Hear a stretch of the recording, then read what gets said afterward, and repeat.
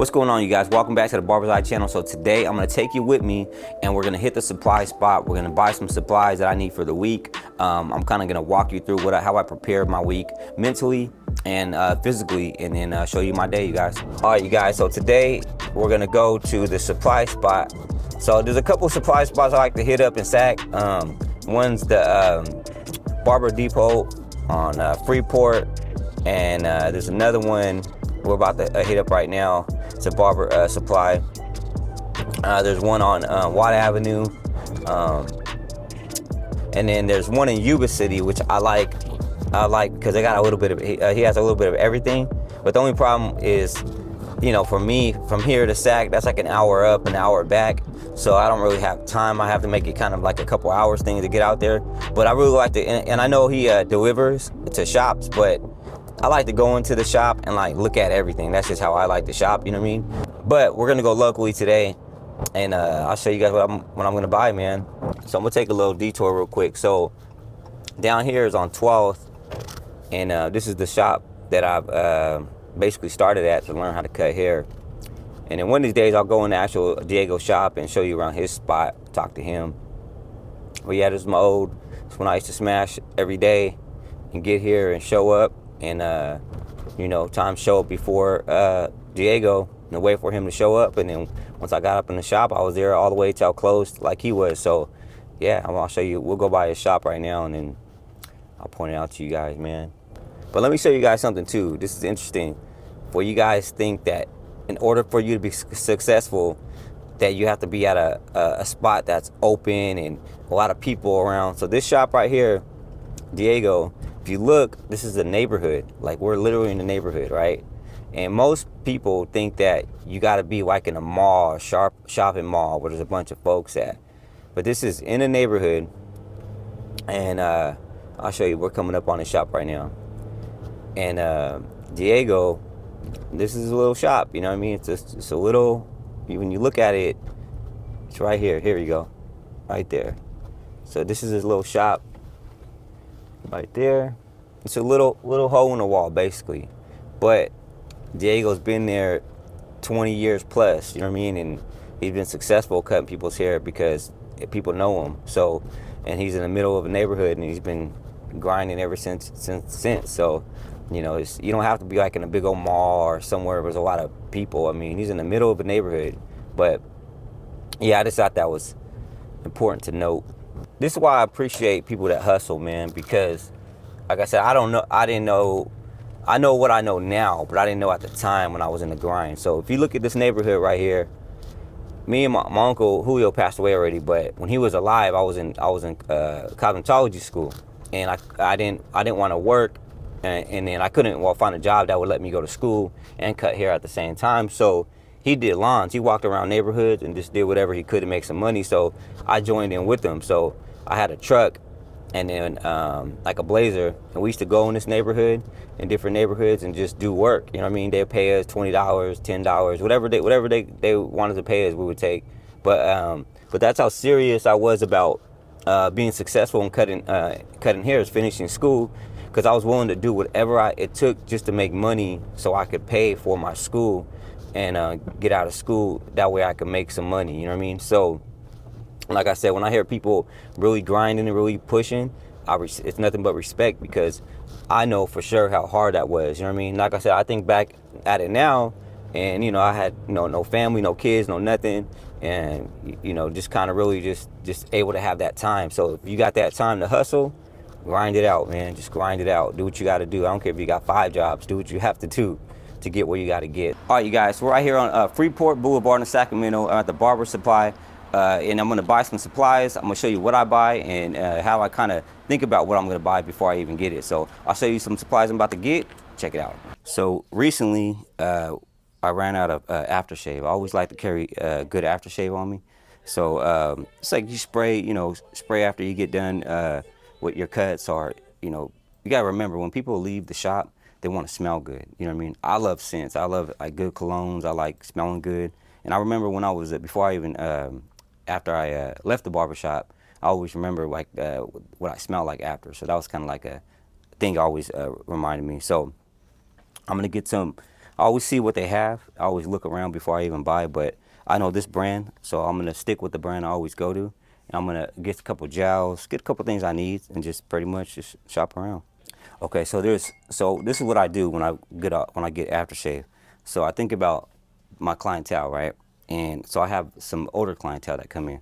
I got some guys that are in their 90s, some guys that are in the 60s, some guys that are in the 70s, right? And so if I can get an aftershave that smells a little old school, I'll get it. So this is it's a good old school smell. I'm gonna get this. And so I got teenagers and I got guys that are in their mid age, right? So I kind of get a little bit of everything, so I have variety in the shop. You know what I mean? That's why it's important to kind of know your clientele, know who you're cutting. So I'm gonna get some old school, some new school, and some young school. So the cool thing about these days, man, is they got so much options in barbering. Like 10, 15 years ago, you wouldn't have seen some look at backpacks you can get when you travel. You know what I mean? I mean, I do have a traveling case that I do at the house. I don't have nothing like this though, but this is nice. But I don't do too many house calls no more, so I don't really worry about it. But I do have, if it ever needed to occur, I have it on me. So I pretty much keep everything at the shop though. But yeah, so they got so many things you could buy these days, so many options you could buy with as far as style. You know what I mean? Whatever style you want, you could do. When I come into the stores and buy, I mean, I like to see options. Now, when I come in and shop, I have I know what I'm going to get because I know what I have at the shop. You know what I mean? So you want to think about this. So you have to think about. Don't be afraid to spend any type of money, especially on your own business. You know what I mean? We'll do this on another video, but we're talking about taxes, write-offs, what you could write off in your. I'll do another video on that later. But like I said, when you go into a supply spot, don't be afraid to buy. Now, don't just buy everything you see because I mean you're not going to use probably all of it. So buy what you're most likely going to use. So I always buy this, have it on me. I still have a lot, but I'm going to buy another bottle. So this is another thing that's cool about this spot because all the clippers that they have, they got a picture so you can see everything that they carry. So that's what I like too. Because if I'm in need of a clipper, I just basically see what I need and whatever's new. So like I said, I got into the habit of buying something like brand new all the time, every time a clipper came out. But like I said, I'm kind of like in the middle. Like if you focus on using one brand of clipper and you become good with that clipper, then you're gonna be cool because it's not about like how many clippers you have. I mean, at the end of the day, can you cut hair? You know what I mean? I mean, remember, I always say this all the time. Your skills pay the bills. The clippers. I mean, you can go if you're really good at cutting hair, you can do a Walmart clipper. You know what I mean? And still have the same cut. So, but it is good to have variety. A lot of times, like when I went to cosmetology school first, we used to practice on a doll all the time. But the only thing I didn't like about the doll is that they can't tell you if they like the haircut or not. So, so I prefer to cut on humans if I could. So, and I don't know if you guys know this, but this whole the barber side stuff, they got it's Marv. His name is Marvin, and this is a true story. So, Marvin was he was in the barber shop, and he was about to get his haircut, and I want to say this is like the 60s or 70s. I could be wrong about the dates, but I will double check it. But he's in the barber shop, and he's watching this barber get done with this guy's haircut. And Marvin noticed that this guy was in construction because of his outfit, right? And then so the barber goes, all right, you're up. So he said, hey, he asked the barber, are you going to clean your clippers? And then the guy goes, oh, no, I clean them at the end, this was true back in the day. So they used to use bleach to dip into to your blades, right? And a lot of barbers didn't want to do it at the time because you got to take your clippers apart, then you got to clean them with the bleach. It took time to clean them. So now they created, all spray in one, lubricant, everything, what you see now. But the original creator of the barber side was this guy named Marvin because he seen that the barber's clippers weren't getting clean. He went home and he created a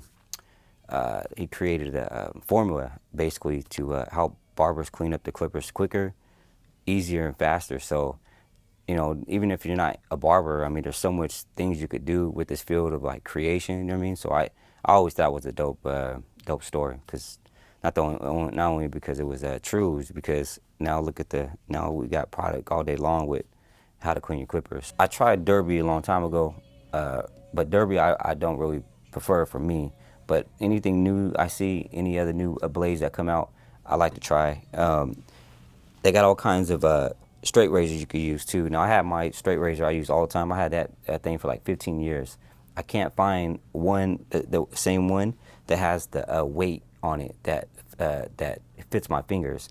So all these other ones that I see, I'll eventually, I try different razors, but for some reason I can't find the one that I've been having for 15 years, the same feel. So some people don't care. They'll use any straight razor they could find, but like I said, me, it's all about comfort. You know, when you're using a straight razor, you gotta be careful because you're cutting people's face, you're cutting people's neck lines. So, you know, you wanna make sure that when you control that straight razor, that you are under control with it. Yeah, I know, it is crazy. I kind of, well, thank you. I grew up in this area a little bit, so, well, I mean, when I was a kid, I used to run all around here, you know what I mean? But, all right, thank you guys, yeah. All right, we'll tag you on there. Do you have our card? I do, yeah. So let me grab another one just in case, though. That sucks when they be breaking in like that, man. Yeah, that was a shop that I worked at for a while, too, a couple years. About 2014, 15, around that time, and like I said, man, everything's about growth, and everything's when you're doing things like that, and a lot of times when you're in the moment, you don't think about after. You're just living the now. You know what I mean? And like I said at the time, I was just thinking, I got to do this, I got to do that, and if I would have known what I know now, like I said before in my other videos, like if I kind of just would have enjoyed the ride a little bit more, I probably would have soaked in it a little bit more. But like I said, I had a good time. That shop was a good experience. I used to live right down the street right here. I'm in this area, this community, and it just helped me grow, man. But like I said, you know, a lot of times we get stuck in our heads, especially when we want something so bad. But if you sit back and kind of like let it go and let it flow, things will happen, I think, a lot more sooner than, you know, we think it will. I hate this weather because it feels like it's going to be hot and then be cold. I also want to give a shout out to Barber Beauty Supply in Freeport, Sacramento, because the hospitality that they showed and just letting us go in there and film while we're showing the supplies and everything, how I do my thing, man, I appreciate it. So we'll tag them. If you guys need some supplies, check them out.